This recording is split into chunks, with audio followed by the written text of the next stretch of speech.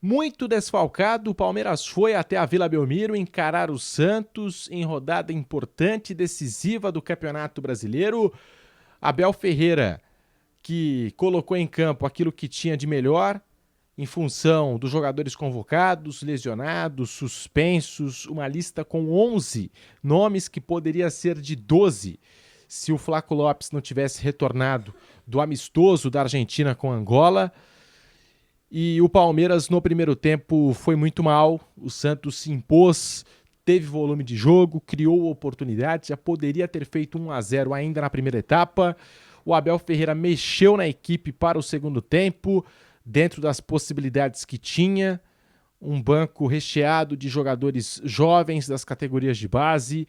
O Abel Ferreira coloca o Flaco Lopes e o Luigi nos lugares do Felipe Anderson e do Bruno Rodrigues. O Palmeiras melhora se comparado ao primeiro tempo, mas não foi o suficiente para evitar a derrota para o Santos, que saiu da zona de rebaixamento, impediu que o Palmeiras retornasse à liderança e o Flamengo, é claro, comemora. O Flamengo agradece.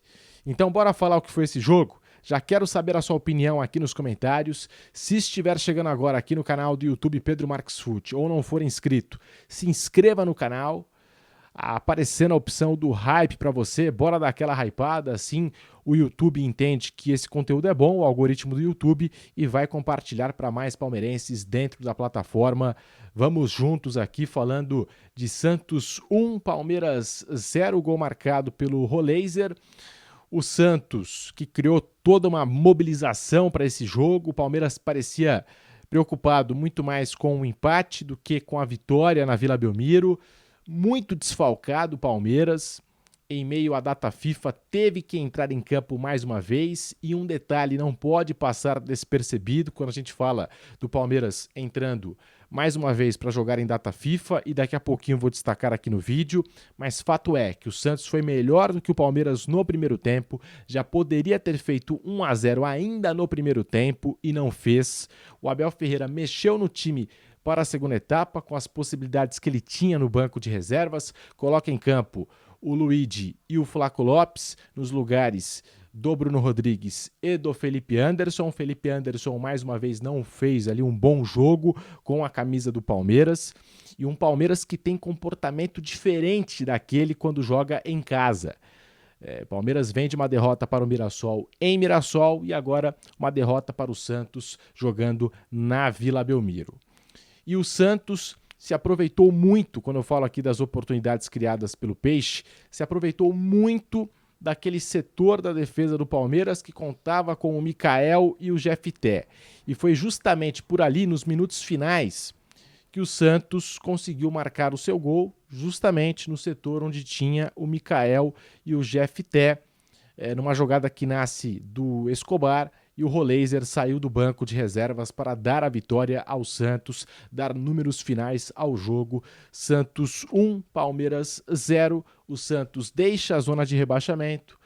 O Palmeiras não conseguiu retornar à liderança, perdeu a liderança do Campeonato Brasileiro, e o Flamengo, que goleou o Sport na Arena Pernambuco, o Flamengo volta a liderar. O Flamengo agradece ao Santos, comemora essa derrota do Palmeiras. Flamengo, novo líder da competição. E agora o Palmeiras, que tem uma sequência de 2 jogos como mandante, enfrenta o Vitória, enfrenta o Fluminense em casa, buscando a liderança, buscando se recuperar aí no Campeonato Brasileiro, esses pontos que perdeu nas últimas 2 rodadas para Santos e Mirassol. E ao passo que a final da Copa Libertadores também se aproxima no dia 29 de novembro, já muita expectativa para Flamengo e Palmeiras, Palmeiras e Flamengo. Mas a gente tem que ressaltar o seguinte: no fim de agosto, há 2, 3 meses atrás, a CBF alterou o calendário do futebol brasileiro e só prejudicou 2 equipes, Palmeiras e Flamengo. Times que naquela época, e o São Paulo naquela época também estava na disputa da Libertadores, mas na disputa da Libertadores e brigando pelo título do Campeonato Brasileiro, apenas 2 equipes, Palmeiras e Flamengo. Prejudicou esses 2 times alterando o calendário e beneficiou os times da Copa do Brasil, competição organizada pela CBF, falou basicamente para esses clubes: vocês podem jogar o Campeonato Brasileiro à vontade, que a Copa do Brasil, vocês vão ter um intervalo longo aí de 3 meses para disputar os confrontos aí de semifinal e final da Copa do Brasil. E prejudicou Palmeiras e Flamengo, que nessa mudança do calendário perderam semanas livres e tiveram que entrar em campo. Palmeiras teve que entrar em campo nas datas FIFA. Na data FIFA passada, enfrentou Bragantino e Juventude em casa, e adversários até mais acessíveis, né? E em um desses jogos o Palmeiras conseguiu contar com os convocados, né? Fez aquele esquema, aquela logística, conseguiu contar com os convocados a tempo. Então passou um pouco despercebido isso na última data FIFA, passou batido, e agora fica evidente o seguinte: o que aconteceu? A CBF alterou o calendário, prejudicou o Palmeiras e Flamengo, mas o Palmeiras, na época, soltou nota oficial se posicionando a favor da mudança do calendário. Abel Ferreira foi até uma entrevista coletiva elogiando a mudança de calendário da CBF, elogiando a CBF. Não sei com qual objetivo diretoria e comissão técnica do Palmeiras fizeram isso, mas eu não consigo entender até hoje por que o Palmeiras se posicionou dessa forma, por que o Abel Ferreira, que antes era um crítico do calendário do futebol brasileiro, elogiou uma mudança que só prejudicou o clube dele, que só prejudicou o Palmeiras. E agora tá aí, o Palmeiras tendo que entrar em campo em data FIFA, todo desfalcado, sendo prejudicado por conta do calendário. Mas como é que vai reclamar agora a diretoria e comissão técnica se lá atrás, quando houve a mudança, o Palmeiras elogiou, o Palmeiras aplaudiu? Como é que fica agora? Tudo isso tem que ser questionado.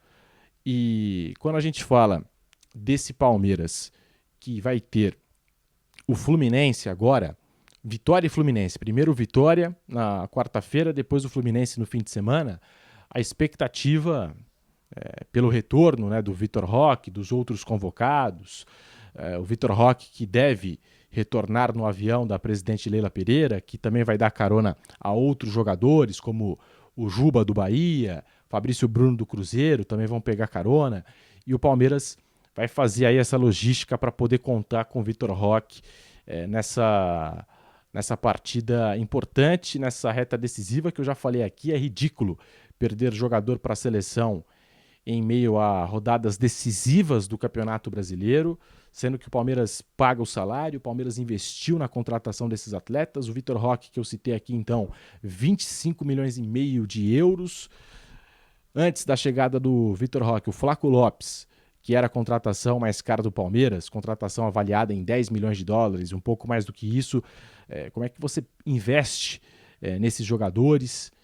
E você não pode contar com esses atletas em momentos decisivos. É um ponto muito crítico e sensível do calendário e que vai continuar prejudicando equipes como o Palmeiras no ano que vem, porque a CBF já admitiu no calendário da próxima temporada que os jogos de seleção vão acontecer e em datas muito próximas ali. A gente vai ter jogo da seleção num dia e jogo de clube no outro dia. Então vai continuar atrapalhando o Palmeiras essa questão do calendário, datas FIFA, jogadores convocados em 2026. Sobre o STJD, eu queria comentar aqui no canal, citei aqui o Vitor Roque. O Palmeiras fez um acordo disciplinar com o tribunal, o Vitor Roque está liberado para jogar.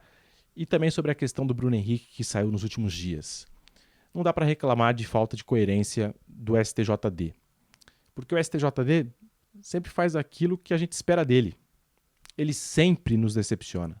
O STJD sempre nos decepciona, toma medidas assim decepcionantes a respeito do futebol brasileiro.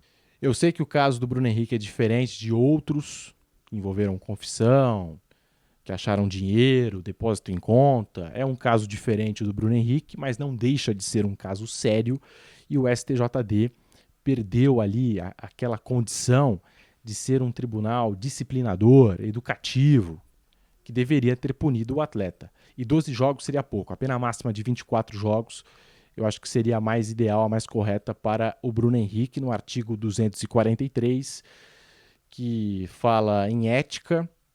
Começando pela questão ética. É ético conversar, trocar mensagens sobre um cartão amarelo que você pretende, vai tomar no jogo seguinte ou daqui a alguns jogos? e também fala sobre prejudicar a equipe, interferir no curso do jogo, que tem muita gente se apegando a isso. É claro que o direito não é uma ciência exata e abre várias interpretações, mas na minha interpretação, é claro que interfere no jogo. Um cartão amarelo pode ser uma interferência pequena no jogo, mas interfere no jogo. O jogador que recebe o cartão, ele fica naquela. Se fizer mais uma falta, é expulso. O treinador, muitas vezes, é obrigado a tirar o jogador que recebeu o cartão amarelo, porque sabe que pode perder um jogador. Então é óbvio que interfere. É uma interferência pequena, mas interfere no jogo. Por isso discordei totalmente da decisão do STJD. E a falta de critério. Porque a gente acompanhou no tribunal, agora são casos diferentes, mas o Alan do Palmeiras, pela cotovelada lá em junho contra o Fluminense, no Samuel Xavier, levou 2 jogos de suspensão. O Wallace Yan deu uma cotovelada no jogo do Flamengo contra o Bahia e não foi para o STJD. Agora esse caso do Vitor Roque, o Vitor Roque foi denunciado, o Vitor Roque seria julgado, mas o Lianco, do Atlético Mineiro, o Caio Jorge, do Cruzeiro, eles nem denunciados eles foram. O Lianco fez lá também uma publicação, o Caio Jorge até vestiu uma camisa, nem denunciados eles foram. E o Vitor Roque denunciado e seria julgado, só que agora saiu essa informação de que o Palmeiras conseguiu um acordo disciplinar com o STJD. No caso do Vitor Roque, vai pagar uma multa, o jogador vai fazer uma publicação nas redes sociais contra a homofobia. Quero saber a sua opinião aqui nos comentários, se inscreva no canal, ative o sininho para não perder nenhum vídeo e eu tô também lá no Instagram, @PedroMarquesFute.